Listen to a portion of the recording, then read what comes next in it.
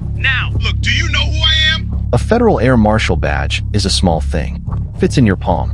But that little piece of metal and laminate opens every door in an airport. Yep, we know exactly who you are. No questions, no scanner, no second glance. It is, by design, the most trusted credential in American aviation. Who is your supervisor? Investigators had already been building their case for months. They knew about the incidents, the flights that had been put at risk, the years he had worked behind a badge that was supposed to protect every single person on board, and how he had used it to do the exact opposite. Every record they pulled, every report they reviewed, every name that came up in the investigation pointed in the same direction, and every thread led back to him. After the September 11th attacks, the United States government made a decision that would reshape airport security for good. They created the Federal Air Marshal Service, a program that placed armed, plainclothes law enforcement officers directly onto commercial flights.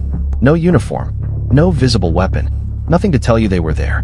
Just a regular-looking passenger in seat 14B who was trained to stop a threat before it reached the cockpit. It made sense on paper. You could not see them. The bad guys could not see them either. But to make the program work, these officers needed access. Total access. To terminals, to jetways, to aircraft, all without going through the same checks as everyone else. They could not exactly stand in the TSA line with a loaded firearm. So the entire system was built on one assumption, that the person carrying that credential had already been checked, cleared, and trusted at the highest possible level. And for most of the people who held that badge, that assumption was correct. For one of them, it became the perfect cover. The loophole did not need to be found. It was designed in. So here's my question for you. How do you catch someone whose job is to be invisible? Stay with me, because this story is going to answer that. And if you are new here, subscribe now. We do this every week. Adam Sweeney did not stumble into federal law enforcement. He worked his way there, step by step, starting from a place most people never leave. He grew up in a mid-sized town in Ohio, the kind of place where options were limited and the military was often the first real door out. His father had served. His uncle had served. So when Adam turned 18, the decision felt less like a choice and more like the next natural step. He enlisted in the United States Army and took to it immediately. He was not just good. He was the kind of soldier that instructors remembered. During basic training, he ranked in the top 5% of his battalion for physical fitness. On the rifle range, he consistently scored expert, the highest marksmanship rating the Army awards. He was disciplined, focused, and driven in a way that stood out even in a room full of driven people. After his service, he came home with a plan. He enrolled in the police academy, graduated near the top of his class, and spent several years working as a local law enforcement officer. But local work was never the goal. He had his eyes on something bigger. He studied for federal exams on his days off. He trained on weekends. He went through background check after background check, interview after interview, physical evaluation after physical evaluation. And then, after years of grinding, the letter came. He had been accepted into the Federal Air Marshal Service. At the time, the FAMS was accepting fewer than 1% of applicants. The training pipeline was brutal. Weeks of firearms instruction, tactical drills, behavioral detection courses, and scenario-based testing that was designed to break people down and see what was left. Adam made it through all of it. He graduated. He got his badge. He boarded his first flight as a federal agent, armed and invisible, somewhere in coach. For a man who had worked that hard for that long, it should have been the beginning of everything. Instead, it was quietly the beginning of the end. The job, it turned out, was nothing like the idea of the job. There were no dramatic moments. No threats stopped midair. No incidents that made the news. There was just flight after flight after flight, long hours in a middle seat, bad airport food, hotel rooms in cities he never got to explore, and the strange loneliness of being surrounded by hundreds of people while being completely alone. There were no promotions on the horizon. No clear path forward. The structure that had once pushed him, ranks, scores, titles, measurable progress, was gone. The grind had no finish line anymore. And the badge that had once felt like the reward for everything he had sacrificed slowly started to feel like something else entirely. He had missed holidays for this. Missed his cousin's wedding. Missed weekends with people who eventually stopped calling because he was never available anyway. He had given everything to get here. And here turned out to be a middle seat on a Tuesday afternoon flight to nowhere. That shift, the one that happens quietly, with no single moment you can point to, is where the story really begins. Because at some point, Adam Sweeney stopped seeing his badge as a calling and started seeing it as a key. For the first several years, Adam Sweeney was, by every measurable standard, exactly the kind of officer the program was built around. He flew hundreds of routes, domestic mostly, the kind of short and medium-haul flights that make up the backbone of American air travel. Chicago to Atlanta, Dallas to Las Vegas, Newark to Miami. He sat in his assigned seat, watched, observed, and reported. He filed his post-flight documentation on time. He flagged what needed to be flagged and left alone what did not. His performance reviews were clean, not flashy, not the kind that got you called into the supervisor's office for praise, just solid, consistent, unremarkable in the best possible way. In the world of federal law enforcement, unremarkable is often exactly what you want. He earned additional certifications over the years. Behavioral detection, advanced firearms qualifications. He completed his recurrent training cycles without incident, which sounds simple but matters more than most people realize. Missing a training cycle, failing a qualification, those are the kinds of things that get federal agents flagged. Adam never gave anyone a reason to look twice. And with each clean year that passed, his access quietly expanded. This is the part that most people outside the aviation security world do not fully understand. A Federal Air Marshal does not experience an airport the way a regular passenger does. He does not stand in the TSA line. He does not remove his shoes or put his laptop in a bin or walk through a body scanner. He presents his credentials at a designated checkpoint, and the door opens. He can carry a loaded firearm onto a commercial aircraft. He can access secure areas of a terminal that the public never sees. He can move through a jetway before boarding begins, after boarding ends, or at any point in between, without explanation, without an escort, without anyone writing it down. All of that access is legitimate. All of it is necessary for the job. And all of it is granted on the basis of one thing: the assumption that the person holding the badge has earned that level of trust and will not misuse it. The people Adam worked alongside had no reason to question that assumption. Not about him. Colleagues who were later interviewed by investigators used words that came up again and again: reliable, calm, professional, kept to himself. One supervisor noted that Adam was the kind of officer you did not have to worry about, because he never created problems that needed solving. Another described him as low profile in a way that was clearly meant as a compliment. Low profile. It is worth pausing on that phrase, because in the context of what came later, low profile was not just a personality trait.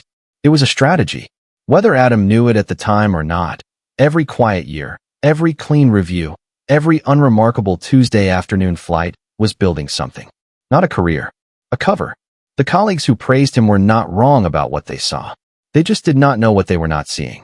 For 9 years, Adam Sweeney showed up, did the job, and gave no one a single reason to look closer. For 9 years, he was exactly what they wanted him to be. To understand what Adam Sweeney did, you first need to understand exactly how the system worked, because the exploit was not complicated. It did not require hacking or forgery or inside help from a dozen different people. It required one thing: the badge. Here is how a Federal Air Marshal moves through an airport, based on publicly documented TSA procedure. When an active FAM arrives at a security checkpoint, he does not join the passenger line. He approaches a designated law enforcement entry point, a separate lane, usually staffed by a single TSA officer, and presents his credentials. The officer checks the badge and the accompanying identification. If both are valid, the marshal passes through. No scanner, no bag search, no secondary screening. The firearm he is carrying is noted as authorized, and that is the end of it. The whole process takes under 60 seconds. That is by design. A marshal who has to unpack a carry-on and walk through a body scanner loses the anonymity the entire program depends on. The bypass is not a flaw. It is a feature. But features can be exploited. Investigators believe Adam made his first move in the spring of 2018. The exact flight number has not been made fully public, but court documents indicate it was a domestic route, a busy corridor where high passenger volume meant less attention paid to any single individual moving through the terminal. He was not carrying anything for himself that day. He was carrying something for someone else. The arrangement, as later laid out by federal prosecutors, was straightforward. A contact, a man with established ties to a drug trafficking network operating along the East Coast, needed a way to move a package through airport security without it being screened. Adam was the way. The package, a tightly wrapped bundle containing a significant quantity of narcotics, was passed to him before he entered the secure side of the terminal. He placed it in his carry-on bag. He walked to the law enforcement checkpoint. He presented his badge. The TSA officer nodded. The door opened. Adam Sweeney walked through airport security with a bag full of drugs, and not a single alarm went off, because the system was never designed to check him. On the other side, the handoff took less than 2 minutes. A second contact collected the package in a secure area of the terminal, past the point where any regular passenger could follow. Adam collected his payment. Investigators later estimated the figure for that first run was somewhere in the range of $3,000, delivered in cash, and boarded his assigned flight as if nothing had happened. Because as far as anyone around him was concerned, nothing had. He filed his post-flight report that evening. Clean. Routine. Unremarkable. What he told himself afterward is something only he knows. But based on what came next, it is not hard to guess. He had just walked the most scrutinized corridor in American public life with contraband in his bag, and the system had waved him through without hesitation. It had worked. And that, not the crime itself, but the fact that it worked, was the most dangerous moment in this entire story. Because once you know a door does not lock, it is very hard to stop opening it. The first run had been a test. The ones that followed were a business. Over the next 18 months, Adam Sweeney made the same walk at least 11 more times across 7 different airports. The routes changed. The contacts on the receiving end changed. The packages got larger. But the method stayed exactly the same. Badge out, nod from the officer, door open, done. He was never stopped. Never pulled aside. Never asked a single question that required more than a 2-word answer. With every successful run, the caution he had started with got a little smaller. He began taking packages on routes that were busier, more visible. He started accepting larger payments, figures that, by mid-2019, had climbed to $10,000 and $15,000 per run. He was no longer supplementing his income. He was doubling it. And the money changed him in ways that people around him started to notice. It was not the spending exactly, though colleagues later mentioned the new watch, the upgraded luggage, the hotel upgrades on layovers he was paying for out of pocket. It was the behavior. The version of Adam Sweeney who had been described as calm and low profile was being slowly replaced by someone else. Someone who was harder to read. More irritable. Less careful about how he spoke to people. There were 2 documented complaints filed against him in 2019, both stemming from altercations with airline crew members on post-flight debrief calls. His supervisor at the time noted in an internal memo that Adam had seemed, quote, increasingly difficult to work with, though no formal disciplinary action was taken. He had explanations for everything. Stress. A difficult personal situation at home. The general burnout that came with the job. The explanations were never quite satisfying, but they were never quite wrong enough to act on either. That changed on the morning of March 4, 2020. Adam was assigned to a flight from Las Vegas to Philadelphia, a 4.5-hour route, full cabin, routine in every way it was supposed to be. Somewhere over Missouri, something shifted. A flight attendant later told investigators that Adam had called her over twice in the first 2 hours, both times to complain about passengers near his row. The second time, his voice was loud enough that the people around him turned to look. Then a passenger in the adjacent seat said something. No one could agree afterward on exactly what, and Adam stood up. What happened in the next 4 minutes was captured in part by a fellow passenger's phone camera and later obtained by federal investigators. Adam was on his feet, speaking loudly enough to be heard 3 rows back, identifying himself as a federal officer and demanding the passenger be removed from the flight. The passenger had not touched him, had not threatened anyone, had, by most accounts, simply pushed back on whatever Adam had said first. The crew intervened. The situation was de-escalated before the plane landed. But the report that went up the chain afterward was not something a supervisor could explain away this time. The scene had been too big, too public, too many witnesses. If you have made it this far, I want to ask you something. Did you ever think a badge could become this dangerous in the wrong hands? Drop your answer in the comments below, and if you are not subscribed yet, Now is a good time, because the next part of this story is where everything finally catches up to him. The incident report from the March 4th flight landed on the desk of an TSA Office of Inspection supervisor 3 days later. On its own, it might have been handled internally, a performance review, a formal warning, maybe a temporary reassignment. Difficult behavior from a federal officer was not unheard of. It was uncomfortable, but it was manageable. What made this one different was the timing. 2 weeks before the Las Vegas to Philadelphia flight, a separate tip had come in through a federal law enforcement channel. The details were thin at first, a name connected to a known trafficking network, a reference to someone with airport access being used as a courier, no badge number, no airline, no route. Just enough to open a file. Just enough to start pulling threads. When the name Adam Sweeney came up in connection with the March 4th incident report, someone in the Office of Inspection ran it against the open intelligence file. It matched. From that point forward, Adam Sweeney was no longer just a problem employee. He was a federal investigation. Investigators spent the following 6 weeks moving carefully. They pulled his flight records going back 2 years and mapped every route against known trafficking activity along the same corridors. They reviewed security camera footage from 7 different airports, not looking for the packages, which were never visible, but looking for the pattern, the timing of his arrivals, the checkpoints he used, the contacts he made in secure areas after passing through. What they found, laid across a timeline, was not a series of random events. It was a system, deliberate, repeated, and almost invisible to anyone who was not looking for it specifically. They also pulled the passenger phone footage from the March flight, watched it frame by frame. What it showed was not just an officer losing his temper. It showed a man who had stopped being careful. The composure that had protected him for nearly 2 years was gone. What was left was someone under pressure making noise, and noise, in federal investigations, is what gets you caught. On April 17, 2020, Adam arrived at Philadelphia International Airport for an assigned morning flight. He checked in at the law enforcement lane, badge out, same as always. What he did not know was that 4 plainclothes federal agents were already inside the terminal, and 2 more were positioned at the gate. He made it as far as the jetway door. "Sir, I need you to step off the aircraft now," he argued. He identified himself. He reached for the credential that had never failed him before and held it up like it was still the answer. It wasn't. He was placed in handcuffs at the entrance to the jetway, while passengers boarding the flight watched through the gate window.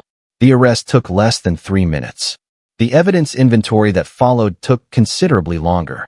Investigators recovered financial records showing over $140,000 in unexplained cash deposits. They documented 12 confirmed courier runs across 9 airports. They seized communications linking Adam directly to 3 members of the trafficking network.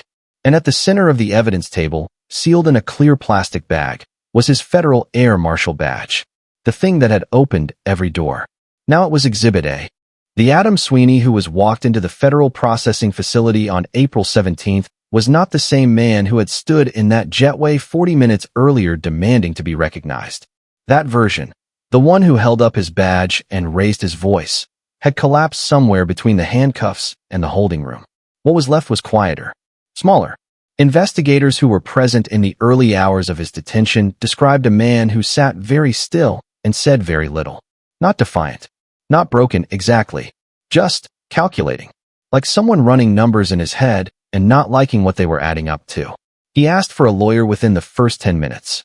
That part was textbook. What came after was not. The federal charges were read the following morning in a Philadelphia courtroom. 4 counts in total.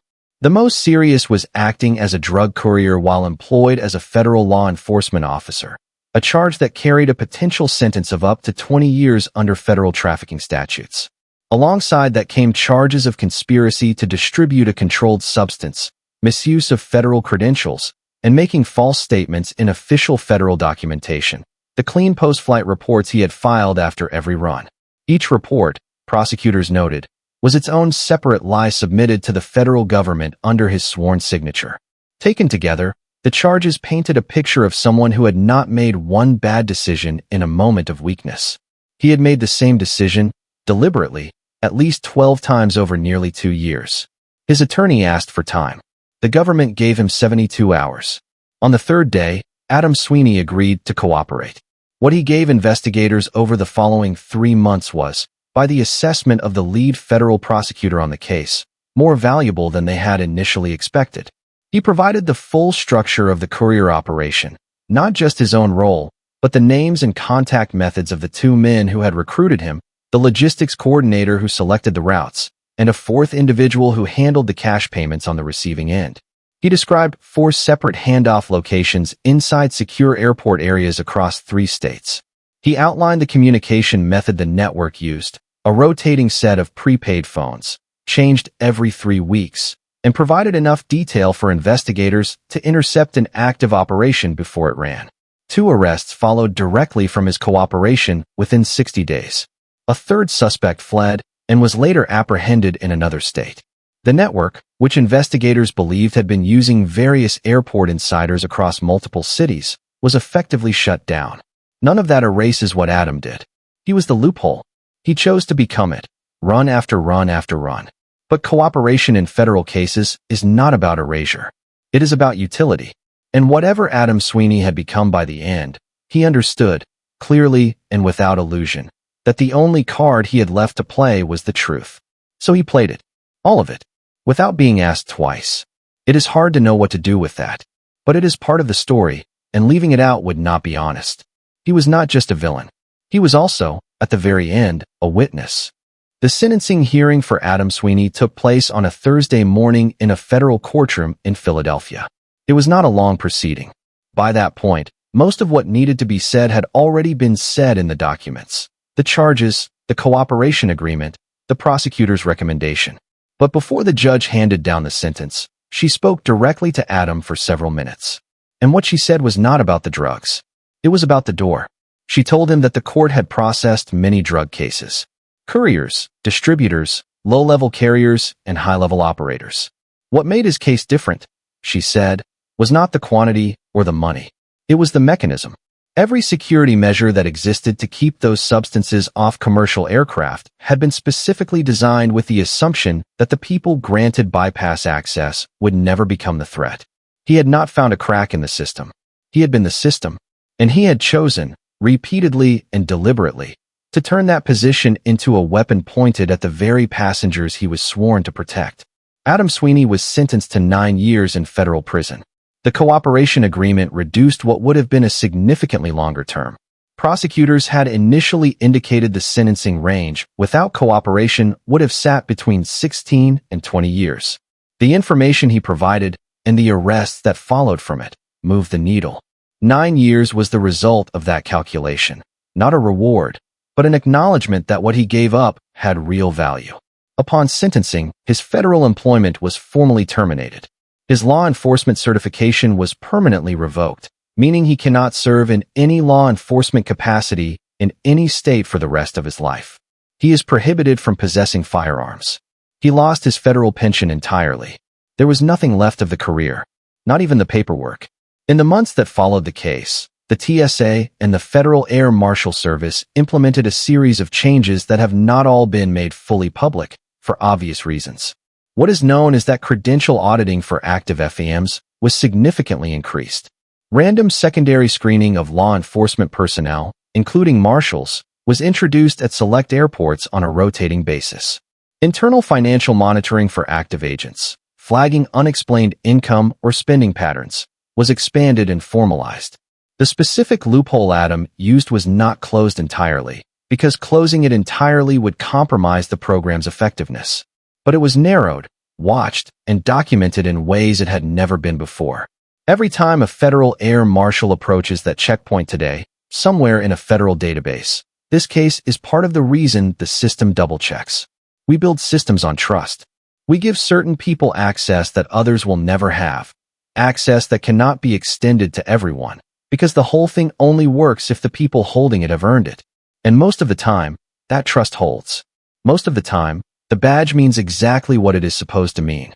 But when it doesn't, when the credential becomes the crime, the fall is never just personal. It rewrites the rules for everyone who comes after. It adds a layer of suspicion to every clean officer who walks that same checkpoint. It costs the system something it can never fully get back. Adam Sweeney did not just break the law. He broke the assumption. And that is the part that does not go away. If this story made you think differently about who is really keeping you safe at 35,000 feet, you are not alone. Next week, we are looking at another trusted insider. Different uniform, different access, same dangerous idea that the rules did not apply to them. You are not going to want to miss it. Hit subscribe so you are there when it drops.